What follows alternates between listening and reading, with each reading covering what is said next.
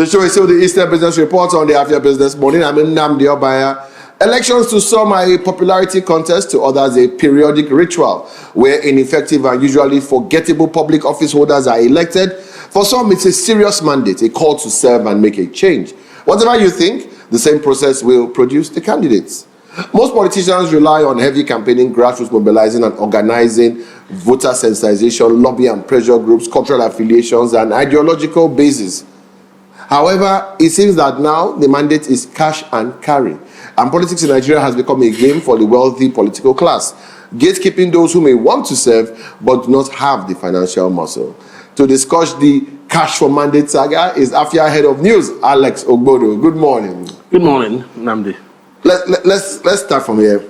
You know, we know that there's no country where you don't need money for elections. And we know that in the US, they probably outspend our national budgets. That's correct. On elections.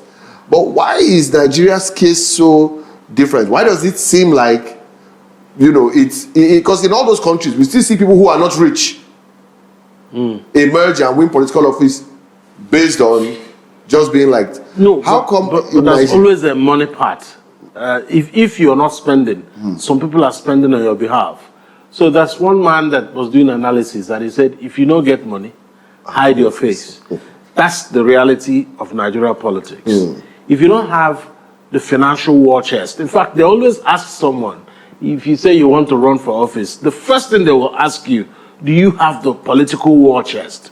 The political war chest, first of all, is do you have the money? Then if you have the money, they start considering other things, whether one, you are in pole position to get that particular post you are looking for. Two, whether you are actually connected to the people that will give it to you. Three, whether zoning favors you, except you want to be disruptive, which makes it harder, which means if zoning does not favor you, you have to spend against the tide. And you know that spending against the tide makes it even more expensive. I've seen different things written about if you want to be president, you have to have maybe 15 billion and upwards. These are things people are writing, not knowing the exact amounts people have had to spend that are not written anywhere. These are monies that are handed out to people unaccounted. Because these monies, there's nothing official capturing the amount you spend the presidential election, local government election, governorship elections. People are just making estimates based on what they think. But the sheer amount of money that is spent on elections in Nigeria is mind-boggling. In fact, you can't, I don't want to say that the ear has not heard or mind have no, but we have an idea, but we don't know the exact amount. So, but there are different factors that determine how much you spend. I mean, if you are spending in the Southeast, we know that Anambra and the Imo spend the most in elections from available records, because these are places you find people with money. In fact, Anambra outspends everyone in the Southeast in terms of how much that can come on board. You see, an individual who can challenge the government in spending. In fact, they even say it, government because many of them are seeing money and they are ready to spend. And that's why anybody who wants to be governor in Anambra is always trying to make sure his game is tight. You can see how Soludo is getting. Because Soludo knows that there are billionaires that can disrupt things. I mean, you look at Anambra and Nnewi can finance an election on its own. Onitsha can finance an election on its own. You know, you have Oka people, you have Enugu people, Enugu people, and then you have the other pockets. You know, you have the Obi Jacksons in Okija, in Ihiala local government, in Orifite, you have the Emekas of Force. There are people in all sorts of corners all over Anambra State.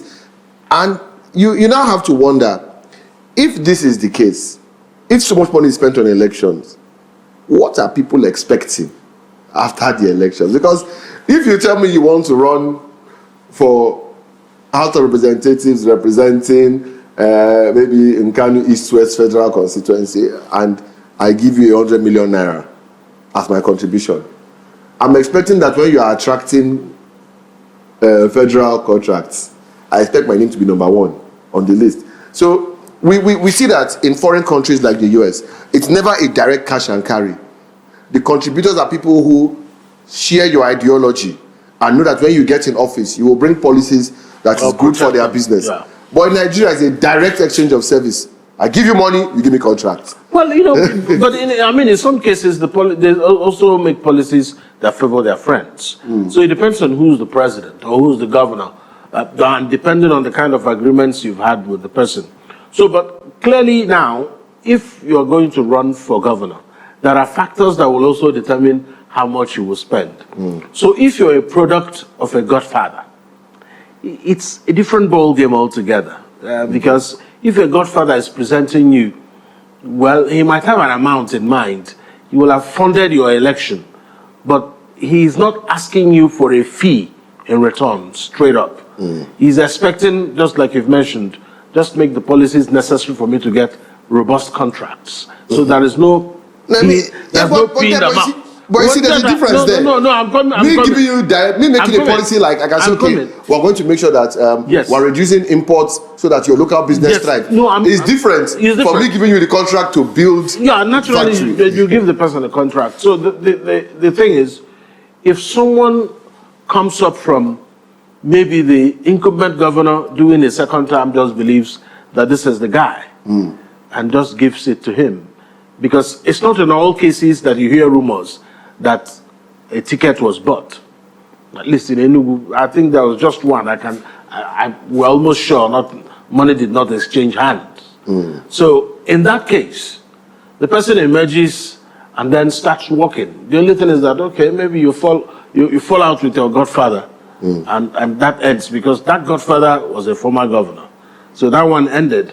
But then, if it's time for that governor to hand over, and there's a lot of transactions even from third parties who transacted, and maybe someone emerges as governorship candidate, and there's a rumor that a certain amount was paid. So if we have come to that point, then that one is just for the ticket. It's not for campaign. Yeah. And because that's an aspect that people are not even looking at. Yes. Just for you to be anointed, to be picked by the party. You pay that amount. You're still going. Allegedly. Allegedly. You pay that amount allegedly.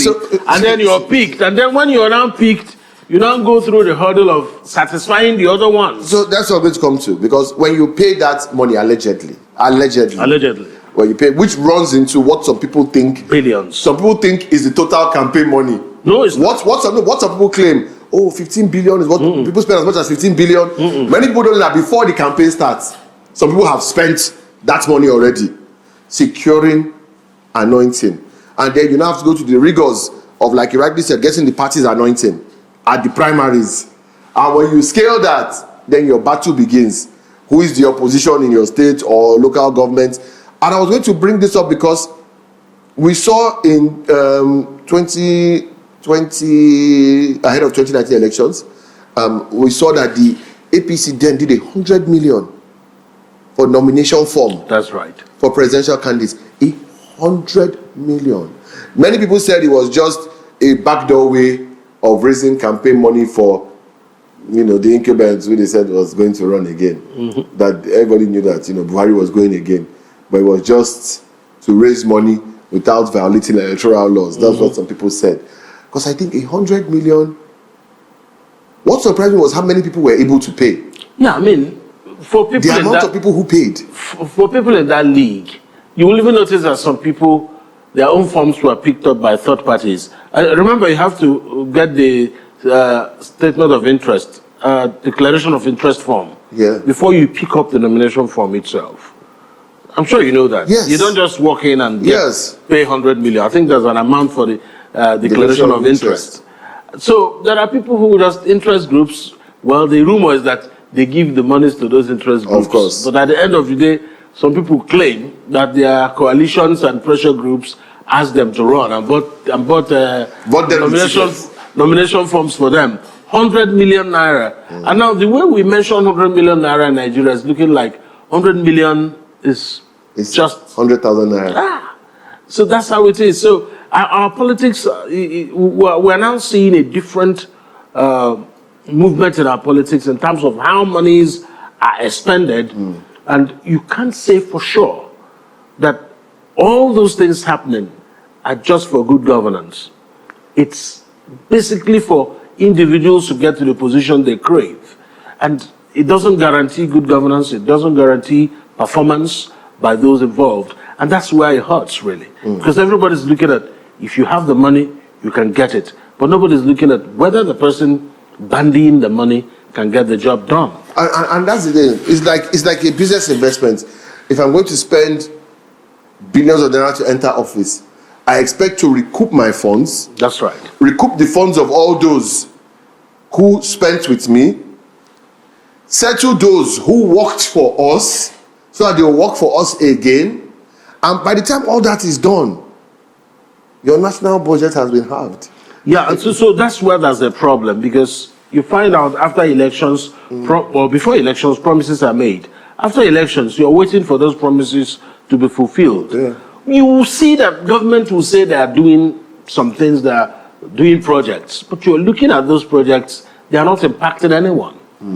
Because they are maybe intently looking at satisfying those people who contributed monies to put them there. So the priority is thwarted from day one, because that's what you get when there's a transactional process in throwing in a leader. So once it's transactional, what you get is that they will first of all satisfy all those who contributed in one way or the other in putting them there. Because you recall that during about when Tinubu's government was getting to its first year, you saw lots of APC members complaining that they were sidelined. Yes. That after bringing him to power, he's appointing people from another party. Because that was the major argument that ensued, that people that they don't know are now in the cabinet. I think that was led by Senator Ali Ndume, who said we're not letting them get close to the president. Yeah, so not letting them get close to the president.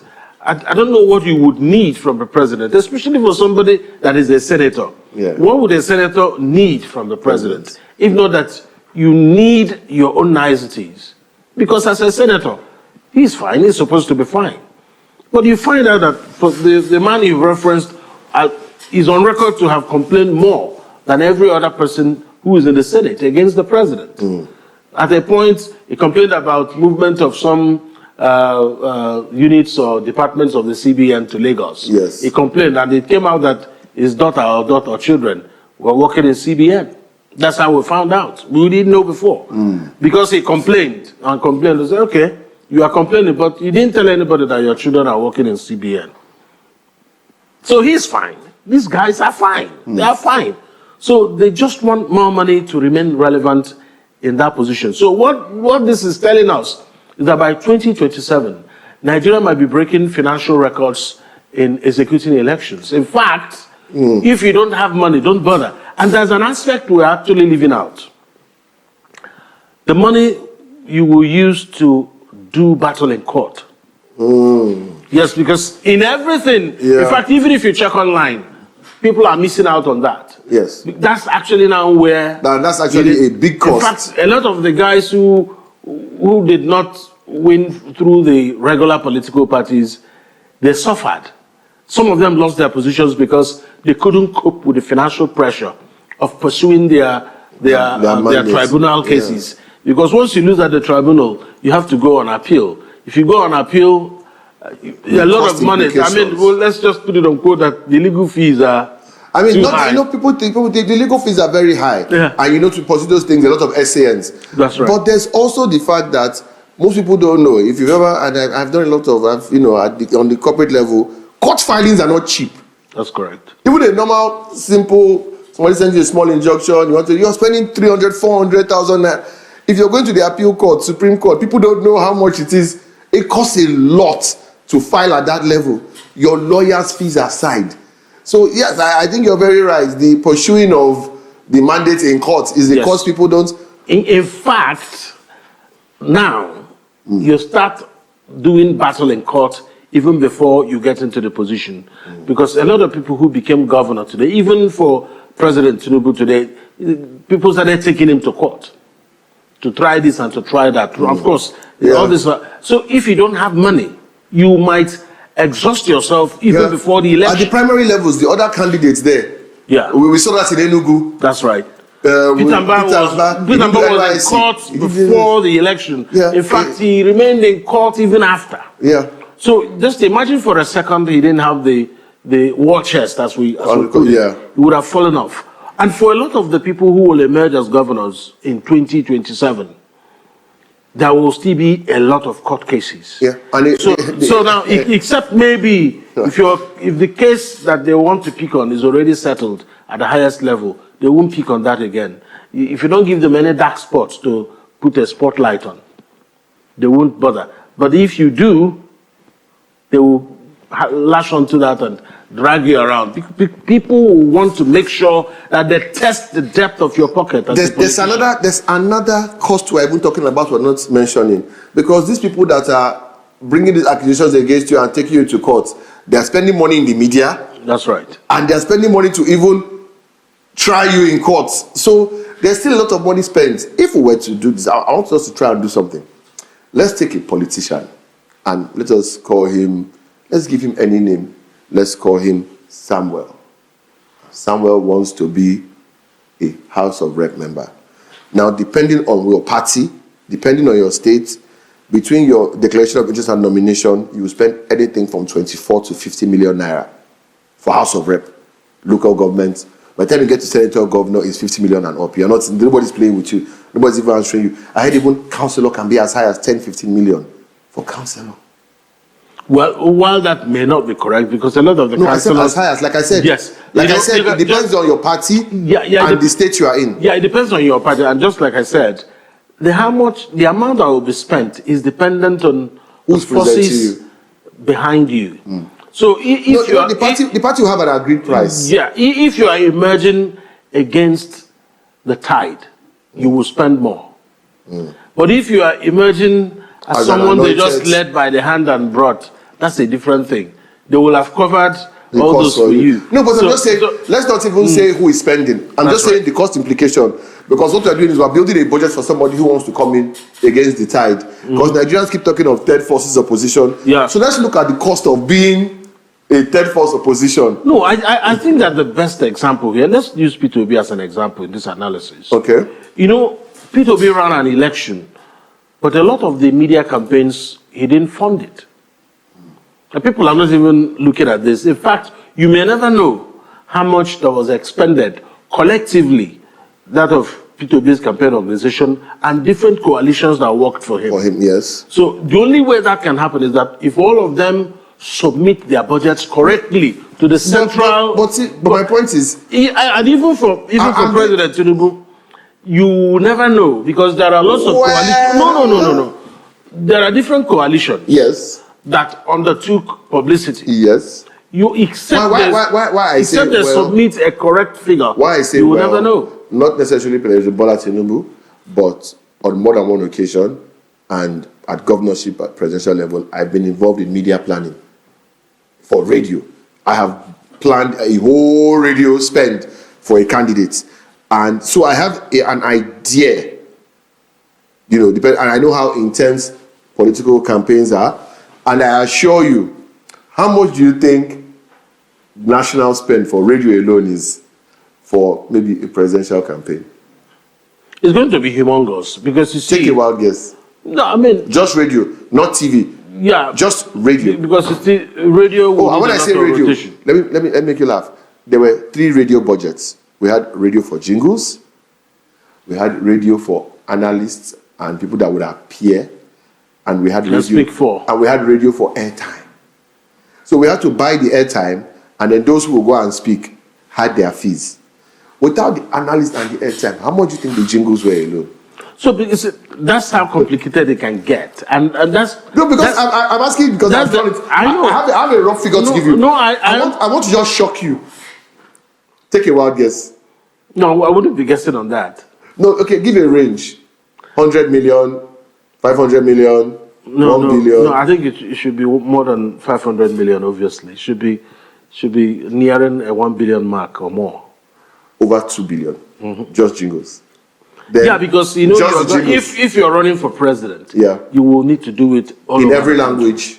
Yeah, in every language. So every state radio, every federal radio. You have 800 plus media houses in Nigeria, and you have to saturate them. Yeah, you have to choose as many as possible. So that's the point we're making, because lots of coalitions work for campaign organizations, and a lot of times the campaign organizations only move a limited number of the jingles, and the other ones are scattered using Coalition for Good Governance, Coalition for the Enthronement of Democracy in Africa. But you are all of them. You are that many of them come from the same source. Yeah, you see, now, these are the things that make it impossible for you to know how much that has been spent on a campaign. And you cannot stop someone. The person will say, okay, I want us to create our own candidates. You know what I'm saying? This our candidate has to go through an established political party for House of Rep. And our Samuel guy already has spent about 25 million for declaration of interest and nomination. What is the next expense now for him? Yeah, he spent that on nomination. So the next thing is that he will still need to go and meet stakeholders. Within the party? Within the party. Because getting your nomination, you are satisfying the party. Yes. You have satisfied the party. You will still need to go and meet the stakeholders and the stakeholders. The dreaded stakeholders. Yeah, so you go and meet them. And depending on the stakeholder, what the size of cola you use to go and meet the stakeholder is dependent on the stature. On the stature and the... So again, the amount is not fixed. So after you have met, but let's give an estimate. After you have met the stakeholder, we now have the campaigning. That's right. For primaries. Internal campaigning. First of all, you have to create your campaign organization and select a DG. And remember, many cases... No, I meant within, before, I mean, we've not done within the party to secure the primary first. We've not even started, we've not entered the campaign yet. Okay. You know, we've just met stakeholders. We now want to do the primary. There is a cost for campaigning. Because after stakeholders, we have delegates. Our beloved delegates. The delegates. They too have to be wine, dined, and hosted. Yeah, you have to, there has to be something. Something will have to fall on something. Other men I can say like the Igbos will say. So when you go through these processes, you understand why some people, when they do it, you now see a very lengthy message on Facebook, Twitter, Instagram, and other social media outlets. But having followed through this process for some time now, I have come to the realization that this is not how to further our democracy. The person will pull out because either one, the person is mentally exhausted, is politically or is financially finished. He doesn't have money. Remember, many of them borrow to undertake these elections. And I know there's a third part of it which, if it seems that you are not financially able, but you seem to be raising some things, that's right. Somebody else will absorb you from the back into his own coalition. That's correct. With the grounds that you'll be compensated for your losses. Once he enters office. That's why you see them make those statements I was explaining. They pull out of the race and say we have folded our structure and collapse it into somebody else's structure because their structure best identifies with our vision for a new Nigeria. So how do you explain a person like Alex Otti pulling off what he pulled off in Abia State when there was a long line coming from Ojus or Kalu to T. Oji to Okezie Ikpazu that had built a structure in Abia? Recently he was interviewed and he was asked, how are you raising these monies? And he just responded with a line. So remember, I come from the banking system and I operated at the very top. So if an Alex Otti needs money, he knows where to get it. I don't need to explain. Of course. If you've been at the top of the food chain in the Nigeria banking system for a long time, he can raise money. But then the thing is, he wasn't also new in contesting for governorship in Abia State. Yeah. So he understood the terrain. He knew the stakeholders. He knew exactly how to undertake it, and he did.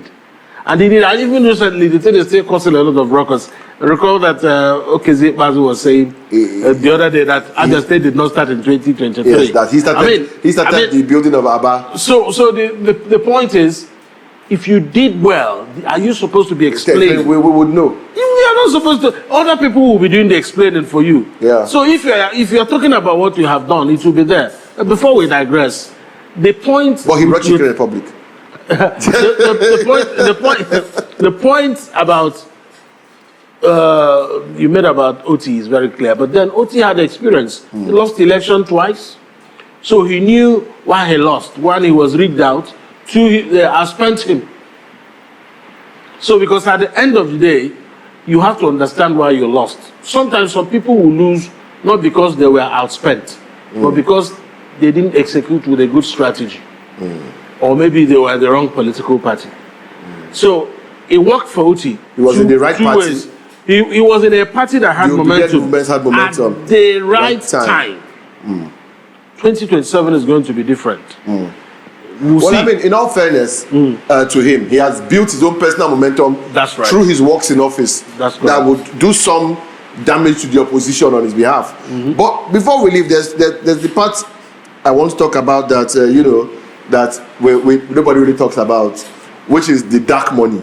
The money for the people who do the dark arts of multi-ton printing, ballot box snatching, the compromising of electoral officials, security agents, which is another cost in the Nigerian electoral system. I mean, it's a cost, but it falls within a known, that's what they call it in budget.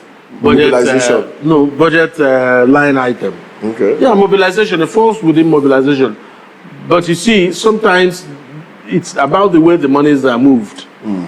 Because in the last election, we even heard that some people were even returning monies they were given to execute when they saw that the candidates they were asked to work for cannot win.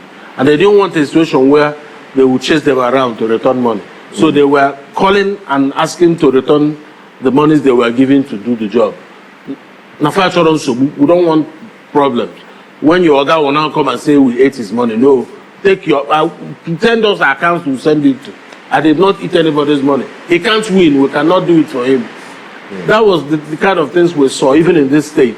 Yeah. I mean, so at the end of the day, from some people who have held positions at the very top. There is also an aspect that we are forgetting. Yeah. Women spend more when they want to run for elections. And that's an aspect to our electioneering that we haven't paid attention to. And that's where we need to actually assign certain ratio or quota to them. It's very important. So when people say that, I always ask that question. Yeah. If we assign maybe 10 to guarantee 20% of National Assembly to women, who would you tell not to run for? Which man in which zone will you tell not to run? No, this is something that should happen at the political party level. My point because is, you already know at the primary, yes. If we are saying in Enugu State, for instance, who would you tell? Which senatorial district would you tell that no man should run to guarantee a woman emerges as senator in that zone? Well, in House of Rep, which constituency would you say that men should not run? And that's what I always say. The point quotas will always give us issues. Yes, but the point still needs to be made. If a woman is supposed to run for Senate or House of Reps, the demands that will be made of her will not be the same than that of the man. Could it be because, and I say this with all honesty, I've had this argument to women before, whether the right way or the wrong way, a lot of men start politics from they are the boy of the god. Yeah. Even the Senate president today knows when he was serving Obongata food. Everybody knows. Wike knows when he couldn't enter the presence of Odili. Everybody knows the point where they were down, and we can trace the career of most politicians. I think what irks a lot of the established politicians is when women want to enter at the top. That's right. It's like I think that's a very good talking point. But when you see a few of them who are market leaders coming up, look at Mama Bakassi, unshakable. We saw her from the bottom, and when she got to the top, you couldn't get her party to bring anybody against her. That's correct. So when we see the women who come through the system, I think if we don't do quotas and we let women organically come through the system, but that's where there's a problem. But if they lack interest at the bottom, if your husband wouldn't allow you to attend party meetings, because a lot of those meetings are held at night. Yes. So and this is the parable. If you can't work in the mine, why should you be the mining director? If you don't like what's in the mine, why should you be the head of the mine?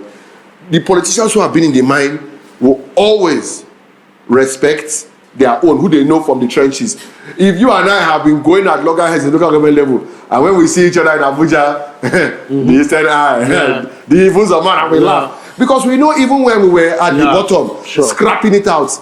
At least with this guy, that's why when you see them, when they get to the top, it's easy for them to come together and share money. That's right. Because we have earned it. I remember when we shot at you and you shot at us. So basically, the point you're making is that the resentment women are getting is that they are not patient to build up. To build the way They just want to come and take it merely because they are women. They are women, yes. So I mean, but what needs to be done? Maybe the women need to also listen that this is time for them to join the process. You see it from the university. Once in a while, I see changes, but at university level, sometimes we see female student union leader, but usually you check treasurer, FinSec. That's where you find the girls. VP. And you check why, because the rigors of campaigning, even in school. The guys that are there started from course rep in year 1. Yeah, that's correct. They've been hustling. Yeah. They started building their career and getting noticed. Then also parliament. Then they've had other people. I worked as a campaign director, a very successful campaign director for a student union president, social sec, departmental and faculty presidents. I was quite successful in Uniland. But I see this, and I see that even when unfortunately I did an upset once that a very well-known female who was meant to win, I produced an upset nobody saw against her. And it was because as the people that were building, the person I was told to work for, to run his campaign, the person who told me to run his campaign had helped me mobilize on another campaign. So you see, his campaign, these favors, that's what it is. Those handshakes across the room. Yeah, I mean, you just need it. It's a web of confusion sometimes. Yes. Because you arise and you notice that your opponent, like you shouldn't be fighting with your opponent.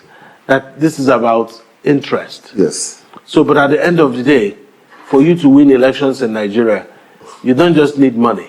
You need a lot of money. And where would that money come from? Alex, the son of Hyacinth. No, it's not.